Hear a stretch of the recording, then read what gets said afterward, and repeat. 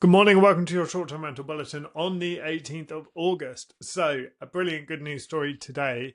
It starts with some very simple numbers, 8.2%. So that is how much the average European night rose in July, and it's carrying the whole market. So, dig into it a little bit. New figures from AirDNA reported this week put European short-term rental RevPAR up 7.7% year on year in July. Average daily rate €159. 20, up 8.2%, and occupancy actually slipped down 0.3 of a percentage point to 69.2%.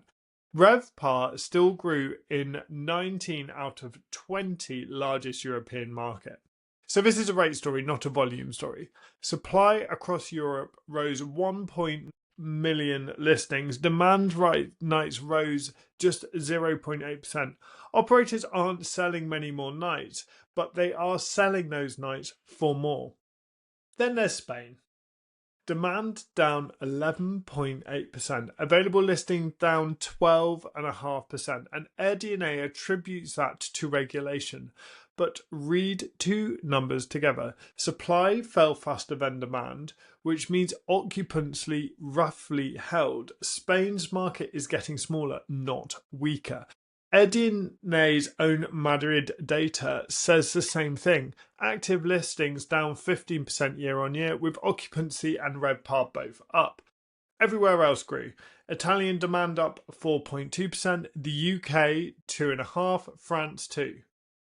So as of the 11th of August, September demand was pacing 6.9% ahead of last year. October 6% ahead, with rates pacing ahead too. But one caveat.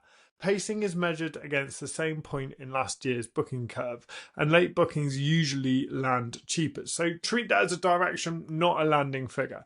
And it is worth noting who publishes this. AirDNA sells market data. And a finding that tells operators to price with confidence is a comfortable one for them. So the continent held rate through a softer volume in July, and the shoulder season is booking early. Discounting September and October is the expensive move. So when supply tightens, operators left standing up the top, competing on price. That is your bulletin for today. Thank you for watching, and I'll see you tomorrow.